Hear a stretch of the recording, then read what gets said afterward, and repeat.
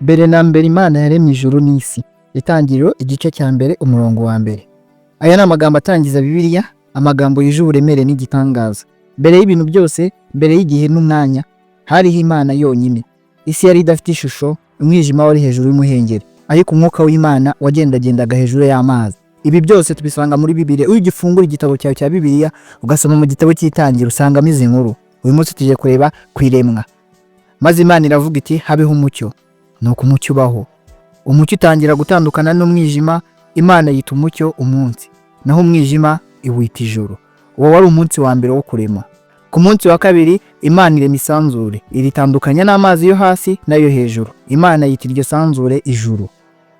Ku munsi wa gatatu amazi yo ku isi ateranyirizwa hamwe, ubutaka butangira kugaragara. Ubwo butaka Imana ibwita isi, naho amazi iyita inyanja. Imana ihashyira ibimera, ibyatsi, ibiti n'imbuto byose bikura mu butaka. Buri kimwe gikurikije ubwoko bwacyo niko byagiye bikura. Ku munsi wa kane Imana irema ibiva bitandukanya amanywa n'ijoro, ukwezi n'inyenyeri byo kwaka nijoro. Ibi byose bigena ibihe n'iminsi, umwaka n'amasaha, ukwezi ndetse n'ibindi tubariraho igihe. Ku munsi wa gatanu Imana irema ibiremwa byo mu mazi n'ibiguruka byo mu kirere, amafi menshi yo mu nyanja n'inyoni z'ubwiza butangaje.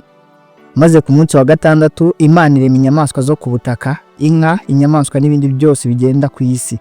Ariko noneho ivuga ijambo ritangaje, ijambo rihindura amateka y'isi. Turema umuntu mu ishusho yacu ase natwe. Imana irema umuntu, umugabo n'umugore, ibaremana icyubahiro gikomeye, ishusho yayo ubwayo. Ibaha ubutware ku nyamaswa, ku nyoni, ku mafi, ku butaka no ku isi yose. Ibaha umugisha, nimwororoke, mwiyongere, mwuzure isi, muyitegeke. Maze ku munsi wa karindwi Imana iraruhuka. Ntibyari kuruhuka gusa, ahubwo kwari no kurangiza ibikorwa byose byo kurema.